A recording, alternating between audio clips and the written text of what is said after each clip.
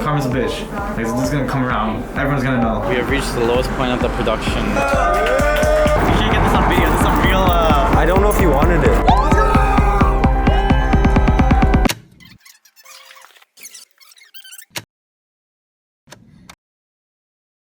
This is the story of how I dropped out of film school and made my own short film with zero experience, and how you can too. Hello, my name is Rangse. I'm a 22 years old film director in Toronto. So much shit has happened in the past 2 years. I honestly don't know where to begin, but I guess we can start 2 years ago when I first got into film school. So I get into Ryerson University for the film studies program. You know, through high school, my identity was like filmmaker. Like, everyone knew me as that film guy. I would make a lot of shitty short films with my friends in high school, pull my bestie to hold the boom mic. I'm like holding the camera. I go home, I edit, I put it up online. Anyways, I get into the film program. It's just not what I expected. I go online and I look at the work from the instructors, and it just wasn't it. It looked like some straight to video on demand type of content, and not Hulu or Netflix. And then you get to the people. Number one, I did not vibe with them. Number two, they all talk about film.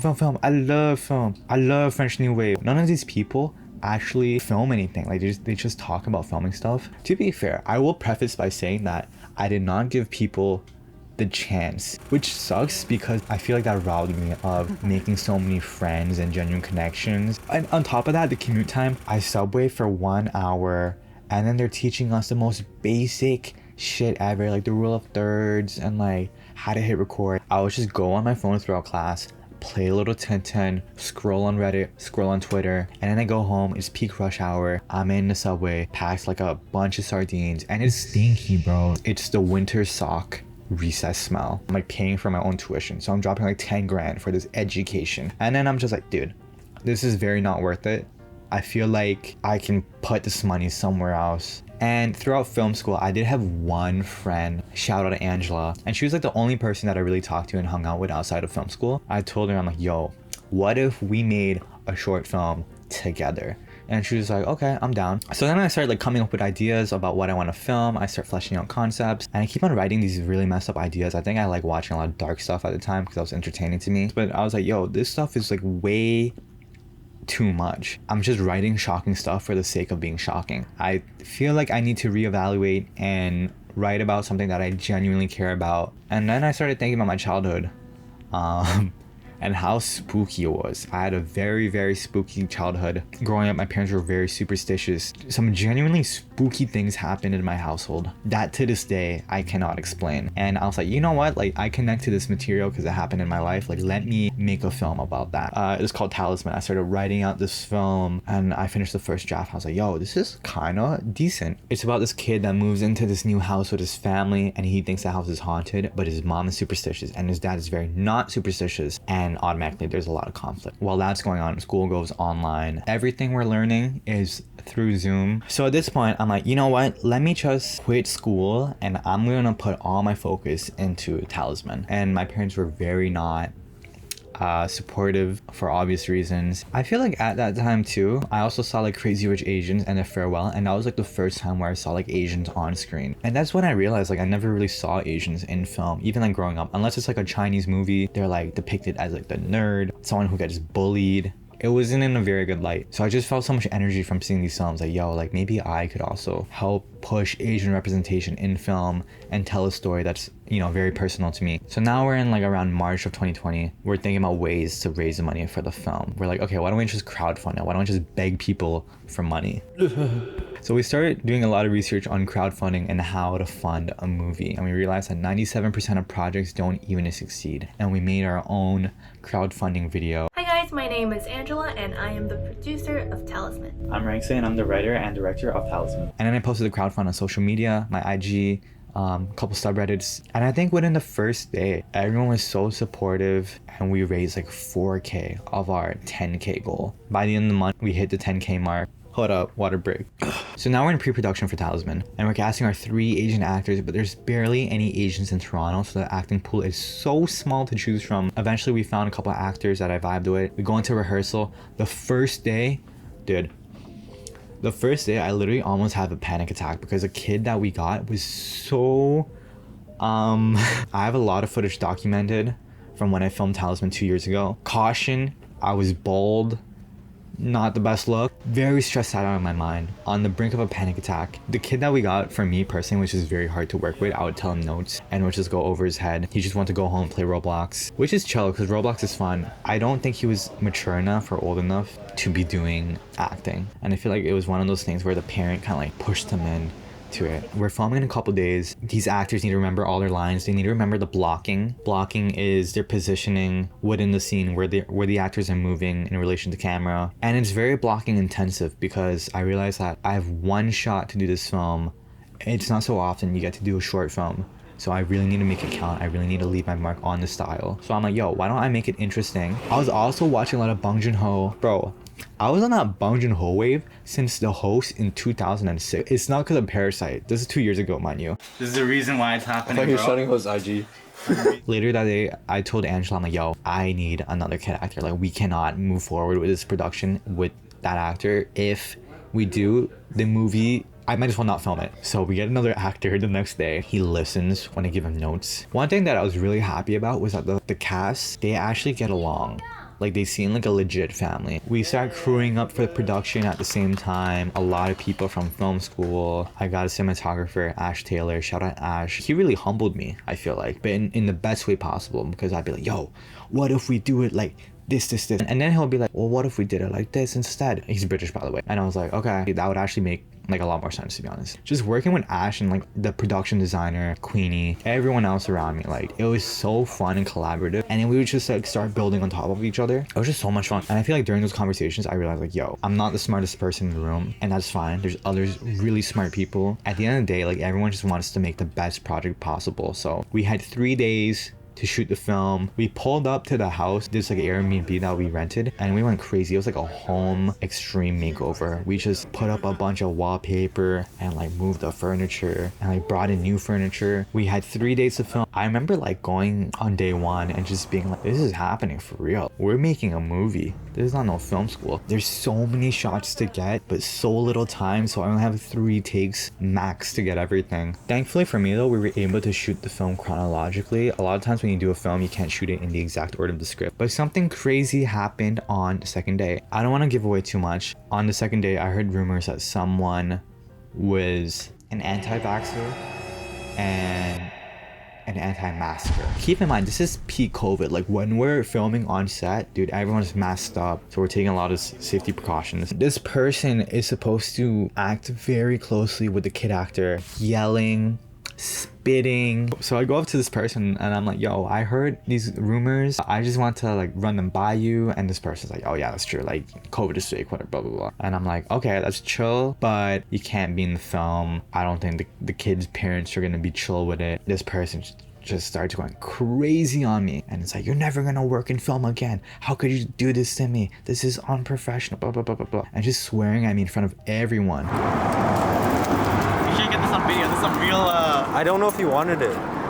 No, I mean, get it from afar. It's a real behind the scenes problem. I didn't even know what to do. I just stood there like a me character. But the person left. That's a problem because we need the person still. That person was also in another scene that we shot earlier that day. And now we have this very bad COVID scare situation. All the crew is like sussed out. They're like, yo, where's Rangse? Like, he's not even here anymore. So I come back in the house. It was so serious. Like 20-30 people pulled up to the living room. I was explaining what happened outside. 30 minutes ago, like, I heard rumors that she's 1, anti-vax, and 2, she doesn't wear a mask for medical reasons. We sent everyone that questionnaire.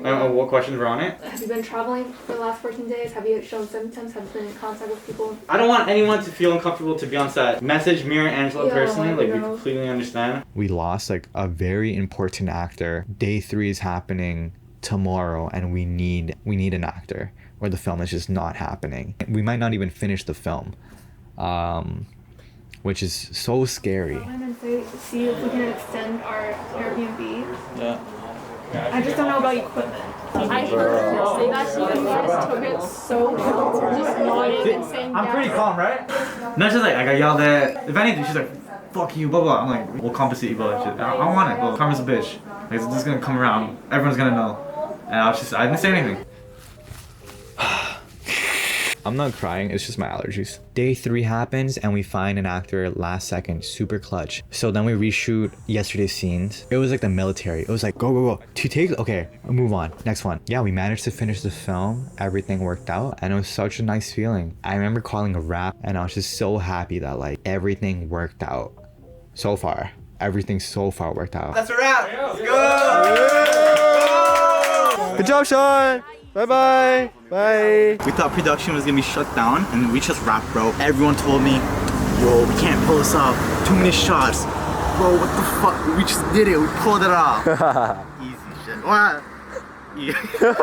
I spent the next couple months editing the film. I get it to a place where I feel like this is the best version of the film that is possible. And then we start submitting it to film festivals. But submitting to film festivals is so boring. You can't show your film basically anywhere until your film goes through the film festival circuit. And the notification for when you find out if you get it or not is so different. For one, it's like you find out next month. For the other one, you find out 6 months later. I think we submitted to about, I want to say 15. We got our first email and we got rejected, which is fine because we have 14 more. But over the course of the next couple weeks, it's like rejection, rejection, rejection, rejection, rejection. I mean, I was optimistic at first, but just over time, just 10 rejections in a row, the confidence is gonna start wavering a little bit. We're not even getting to any film festivals at all. And then I showed Talisman to my friend Michael and he was like, yo, you should apply to Nifty. It's like a film festival Olympics for people under the age of 25. So people around the world submit their film. I submit my film there and we get in. It's like literally the only film festival we got into, and it's in Seattle. Angela and I, we fly to Seattle. It's like a 5-day event. Our film is playing like somewhere on the last day. So we get to Seattle and I'm like, yo, this is our one opportunity. Like this is our only shot to make the most out of this film. At this film festival, there's something called the Audience Choice Award. Your film gets put into a section. We got into the horror section of the film festival, and basically how you get the Audience Choice Award is that everyone in the audience votes afterwards for the best film. I just remember being like super shy when I pulled up. I didn't really talk to too many people on the first day. I was very reserved. I just remember going back to the hotel at the end of the day and I was like reflecting. I was like, yo, why did you not talk to anyone? You flew all the way to Seattle and now you're in a room with a bunch of people. Bro, like what are you doing? This is so weird. After that internal pep talk, I was like, okay, I want to talk to everyone I come across. And that's what I did. Like on day 2, I went to the washroom. I was peeing, someone's washing their hands. I was like, yo, what's good? And then we start talking and then we come out and then he starts introducing me to his friends. And then he pulled me aside later and he's like, yo, like, thank you so much for talking to me. Like, I don't really talk to a lot of people. It really meant a lot that you just said hi to me. And that's when I realized, I'm like, yo, like, it's not that bad to like say hi, like even if you don't know someone, like just do it. Like, what do you have to lose? So I just started saying hi to everyone. And that's when the festival started becoming fun because I was making friends. I was having a good time. So screening day comes and Angela and I pull up to the screening where they're showing Talisman and a bunch of other films, and to our surprise, everyone that we talked to, they all pulled up to the screening, and we had like so many people who came just for us. And on the last day of the film festival, they started announcing the Audience Choice Award. Audience Award, Thrills and Chills. Thank you, Hessian College. Your winner is... They said Talisman. I ran down. It just felt like everything that I'd been working towards finally paid off in that moment. And we just celebrated that night. We went crazy. It was the best way to end the film festival. I get back to Toronto and we get offered a distribution deal for Talisman. They get the film. Release date comes June 16, 2022. The film drops and it barely gets any views. I'm pretty sure a lot of the views that I got were from me just posting on IG. At the time I had like 2K followers and I was so sad because I'm like, no one's watching it, no one's doing anything, and people don't even know it exists. So then I start getting on TikTok. If no one's gonna push out this film, I'm just gonna do it myself. So I started making a lot of clickbait. It's not really clickbait content, but it's like very like a trendy sound. It's like building up. The first part would be like, oh, I dropped out of film school. And then when the song drops, it would be like, and this is the film. It's like, poof, poof, poof. And I made a lot of those. I started posting a lot of these videos and everyone started watching Talisman because of it. Talisman kind of went viral, I guess. All these Toronto newspapers and publications started like interviewing me. And then Talisman got like a Hypebeast interview. Vice did an interview with me. Like, it was insane. And even the city I'm in, yo, they put me on the newspaper. My friend Chris and I, like, we went all across the city collecting newspapers of me. And this says, director brings spooky childhood experience to the big screen. And this is me. The thing is, yo, no one can recognize me because I'm bald and I have a mask on. Like, even after all that was done, my film got into the right hands. I was able to meet my investor through my film and everything kind of worked out. I guess if you're watching the video all the way to here, just go for it. Just do your thing. I feel like there were so many parts in the story where I could have given up, but I stuck to it. You don't need school, you don't need education or money to make a career in film. If no one's giving you an opportunity, yo, just do it for yourself. Just make your own opportunities. If I can do it, you can do it too. And yeah, sure, I raised 10K. I did a film like last month. I filmed on a freaking iPhone 13. Literally, that's all I filmed on. And that's dropping later this month. Don't worry about gear, just go for it. Like, if you actually want to do something, you will figure out a way to do something regardless of whatever situation you're in. I hope you enjoyed this video. Whatever you guys want to watch, let me know. Probably gonna start making videos on my film journey and start some vlogs. So if you want to stay updated with my film work, IG is the best place for that. And shameless plug, if you do want to learn film or you're trying to get into film school, I actually do one-on-one sessions with people. Link in the description for that. My name is Rangse, and thank you so much for watching.